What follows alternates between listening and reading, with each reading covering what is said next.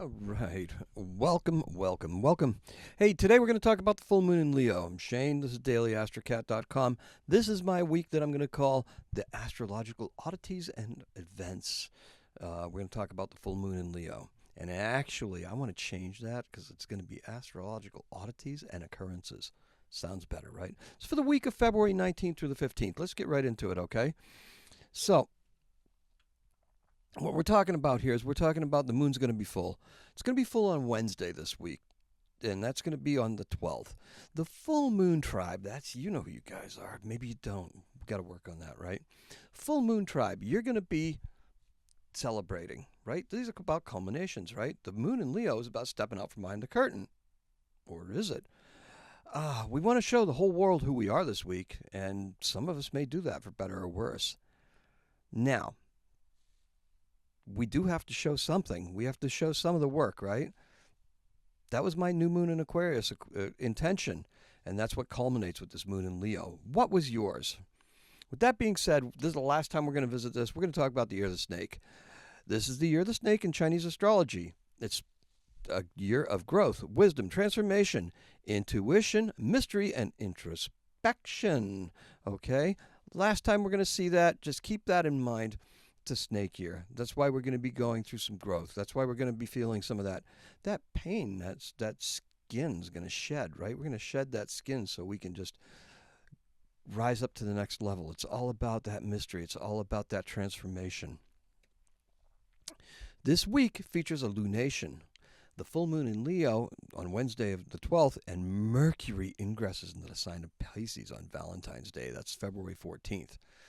Both words, lunation and ingress, are words that astrologers love. Love, love, love, love, love. Oh, love. Now, this week begins with the moon in Cancer, where she comes into contact with Mars. Mars is 1 week away from stationing direct. Now, that is slowing down, standing still, and slowly reversing direction. That is more words that astrologers love. The full moon in Leo finds us ready. We're going to take the stage this week in a very techie way. We've learned more methods, added them to our process, and we're beginning to use things to a greater effect. Yes, use these things, this computer, the way I do these videos, changed. That's part of it, right? And that adds to some Leo star power. Look, the micro successes we experience are incremental and they're cumulative. Expect many more. The precise thinking that went into all of this gets thrown out the window when Mercury enters Pisces, however, on the 14th. Now it's the time for the technician to make way for the artist, the poet, and the dreamer. Our first aspect we have is Sun conjunct Mercury. Now, here we have a chart. This is my chart. I have the Sun and Mercury. You can see them. They are together on the lower left-hand side. Ignore the clock face because we're not going to talk about that. What we do want to talk about, though, is we do want to talk about our little C up at the top. That's Black Moon Lilith. That's the position that my program gives it. Lilith is at independence and desire, and she is trine the planets that are in Aquarius. Another sign of fierce independence.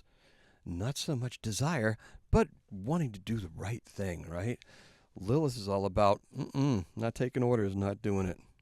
And she's in Libra. So we're starting to come to some sort of agreement as far as what we're going to want to do, how we're going to respond to various challenges that we have. Now, let's talk about this. Sometimes we need to keep to ourselves, and yet there are other times where we feel like we need to be heard. This is a Sun-Mercury conjunct moment. The words we choose to use have extra weight and meaning. The momentary nature of this, we're not going to feel like doing this forever, is due to the speed of Mercury. Sunday, that's when this happens. It's an excellent day for getting our point across to the world, right? Yeah, we're going to be talking about it. Look, it's still going to be somewhat muted, right? The full moon on Wednesday will amplify this viewpoint. This is mostly for people with side hustles and stuff like that. Personally, I got to tell you something. We are what we say today. that bad Super Bowl behavior you just witnessed. Guys like that all the time. That's the real McCoy. Now, our next aspect is Mars trine Sun. The Mars. No. Almost sounds like it's a rapper. The Mars trine Sun. Okay. Hey, give me some Mars. Give me a Mars beat. Oh, check this out. And it's not the sun, it's Saturn. Look, there's a little planet. You can see one of the moons in front of Saturn. Okay, cool. Little diversion there. Maybe. Might keep it, might not. Okay, so this is for the 9th, which is also on Sunday. Mars is trine Saturn. So also on the 9th at 8:15 in the morning, we're going to have Mars trine Saturn. Now, Mars trine Saturn, this is going to be a powerful combination. This is kind of, this happened before. We're going to go over that. But you can see I've got 2 other dates on there. That's when the moon is actually trine Saturn and then conjunct with Mars, okay? So we've got 2 different times there. You can see how it's further on in the afternoon when that happens. The moon is going to take a little bit of time to catch up. And that's what's going to be going on. So we're going to have the moon trine both of those too. Saturn is at almost Saturn in Pisces has given us certainly a vibe. So let's just go into this, okay? The moon trine Saturn last occurred on September 29th of 2024. This trine caused me to look ahead and lay out the Mars retrograde in Cancer. Yeah, back in September. That's pretty unusual for me because I just happened to see it and I was like, I know Mars is going retrograde, so what are we going to do? Because I know that this is going to be a very long once, twice, thrice, okay? Because that's exactly what's going to happen. It's once, twice, thrice. Now, think about it. The first time it happened was the 29th. What was going on in your life on the 29th? Well, it caused me to look at all this stuff and to really take a long look at it, long, hard look at it, because it's a long cycle. And Saturn is very helpful when it comes to Mars. With respect to Mars, it's very helpful. Mars is actually exalted in the sign of Capricorn. That limitation focuses the energy of Mars and just makes it so that it gets stuff done rather than starting stuff and not finishing or doing something and then going, oh, look, shiny squirrel. What? No? Really? Okay. Anyway,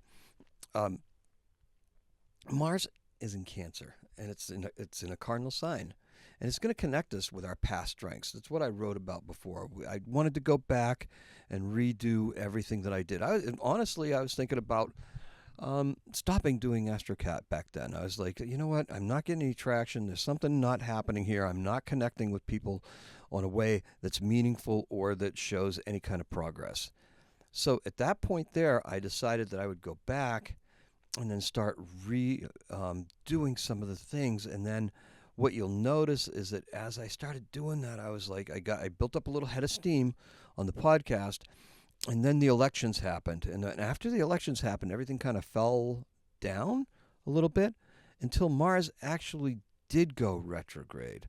Then when Mars went retrograde, that kind of like gave me a little bit of an impetus to really review what I was doing and then focus primarily on YouTube. And since then, it's been nothing but growth, and the channel is going up. And I have all of you to thank for that. Okay? So what's happening is this second occurrence of it is a reinforcement of that action. We're going to look at what worked since then. We're going to replicate these efforts, even verbatim, and see if it works even better this time around. The cover for this particular forecast is actually a copy of the cover that is probably one of my most popular forecasts. We're just testing it, okay? Just testing to see if that makes a difference. The moon is the same color, the same position. I had one that was slightly a different color, a different picture of the moon, and it was off to the other side of my head, and that didn't do as well. So this is a mighty incubator of creative effort and genius. It's rooted in our process. We express it through our actions, and it will have an impact on our beliefs and the beliefs of others. Think about that. It really is. So you're really going to have a chance to go through and really reevaluate what it is that you've done. What have you done since that Mars went retrograde? What have you done since that point where it passed over? Did you come up with something? Did you come up with a plan? Have you gone over the plan? Have you revised your processes? Because that's what we've been really talking about since Mars has been retrograde, the process. Okay, and our next aspect that we have is Mercury square Uranus. This is different too. This is the square. So this is going to happen in succession again. We're going to see how quickly Mercury is moving versus the Sun. Okay, so first we have Mercury square Uranus. Okay, now surprises in communications. Look, words, they spread. They can surprise you. Would a new phone be a complete disaster, or is it just what you need? Are you locked into an operating system? You know, Android versus iOS? I don't know. Look, things to watch for would include a money surprise. We may think we're all okay with our spending. Maybe we're going to spend a little bit extra. Maybe we spend a little bit extra to celebrate, say, a football game.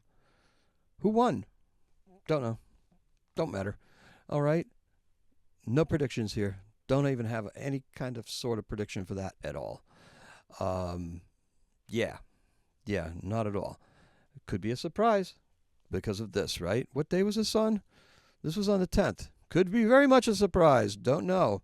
Are we looking at an upset? You would think that Mercury square Uranus would definitely say that, or the Sun square Uranus would say that. Okay, we may think we're okay spending a little bit extra. This aspect says, In fact, market volatility may well be off the charts. Cryptocurrency misinformation is pervasive. It's rising too. And it's to be avoided as well. This is not investment advice. I'm just telling you right now. I'm an astrologer, not a financial advisor. It's just a friendly nudge to say, hey, look what's going on. Now, Mercury and the Sun, they're both square to Uranus. And it sounds like a radio blackout, right? Yeah, it's going to sound like that. Maybe a large solar flare or a geomagnetic event. Maybe they're going to have a light show down in the southern hemisphere because of this, right? Maybe. All right. Our next aspect is the Sun square Uranus. We already touched on this a little bit. And you can see this happens at 16:30. So this is actually at 2:30 in the afternoon. Anyway, one happened before the other. And they only happen within a couple minutes of each other, to tell you God's honest truth. It is actually 3 minutes apart. So very interesting, right? So it's not the wrong order or anything like that. They occur 3 minutes apart. So that's where we have the Sun and Mercury are that conjunct. 3 minutes later, the Sun. You can already see the Mercury is taken off a little bit. As a matter of fact, by degree, we've got the Sun at 23 degrees, Mercury's at 25 degrees, okay? So already almost 2 degrees of separation between the two when they were just conjunct just a little while ago, right? Now, unconventional action gets attention in a bad but good way. You're getting noticed, at work. It means that you're definitely a topic of conversation, okay? For good or ill. Nothing bad will really come of it. But you know what? On social media, it means you could be attracting the attention of trolls and idiots. They try to sound all righteous on you. They'll put your efforts down, and this is all part of the deal. Insults and slights don't pay your bills. Numbers talk. And besides, it's still early. Just wait for it. Mars is going to move next week. That's right. Now we're going to talk about our snow moon. Oh, there we go. There's a nice relaxing image, right? Okay, full moon occurs at 8:53 on the 12th. And that would be Wednesday. So at 8:53 in the morning, the full moon occurs. The moon in Leo is opposite the Sun in Aquarius. Now, we can also see that there's the trines with Black Moon Lilith there. Okay, so what do we got here? Okay, well, it's time for a winter show. Moonlight on the snow. Oh, it's going to be beautiful, right? It just snowed around here. If you don't have snow, I'm sorry. The full moon in Leo that occurs in February is called, ironically, the snow moon. Leo, the sign of the hot summer days in summer, the 808 portal, and the appearance of Sirius in the summer sky, beginning of the flooding season on the Nile, right, in Egypt, is the place of the full moon in Aquarius. This is the moon testing the waters for Mars. Oh, we'll be reaching out publicly and performing for all who will listen to us.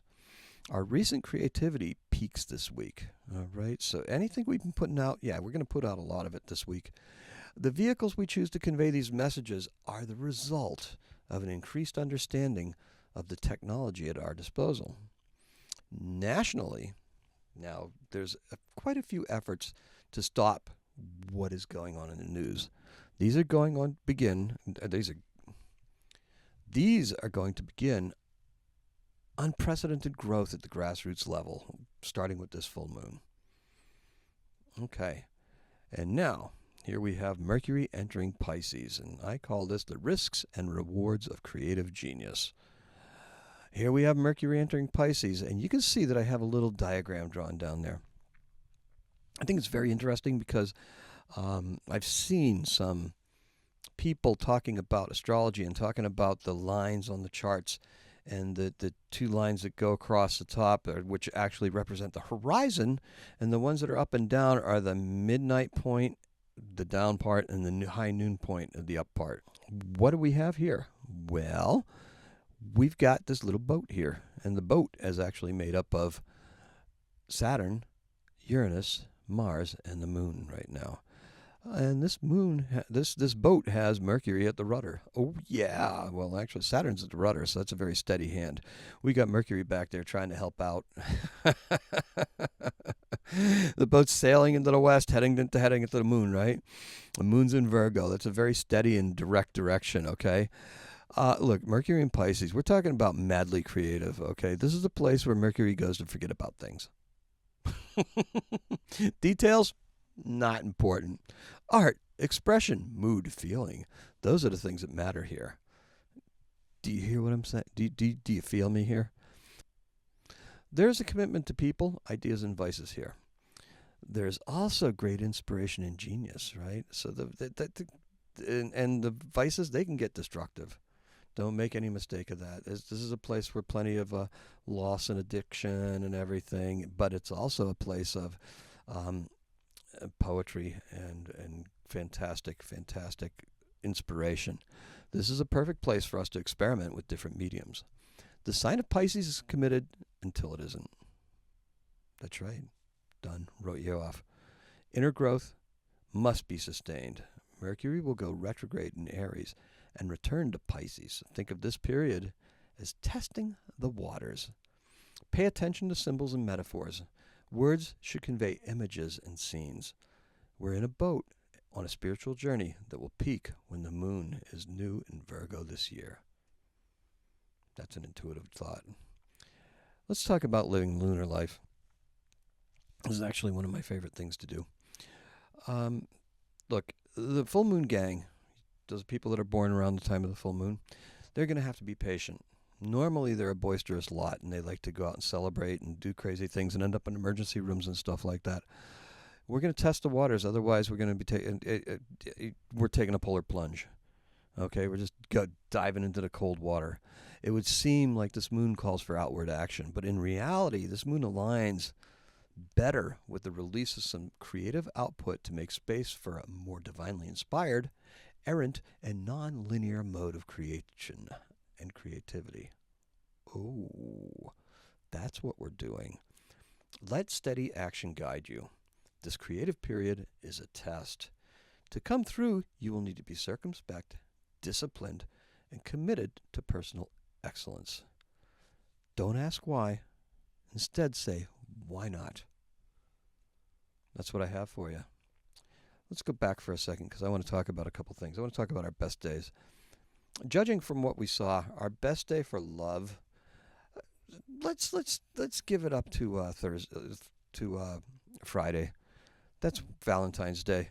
We're going to actually go with that only because we have Mercury entering into Pisces, and that's kind of a gentler, like less odd thing. It's a little bit more conventional. It'll buy into what Venus was doing when she was in that sign, but now she's in Aries, so it's a little bit dangerous, right? Hey, a little bit of danger.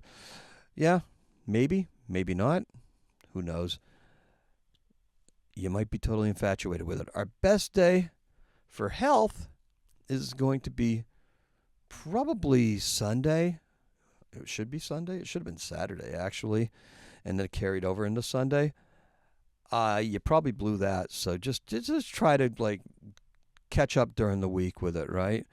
And our best day for creativity is definitely Friday. That love and creativity, they seem to go together, and they're really going to go together today. So let's go with that, okay? Now, thank you so much for taking the time to watch my video.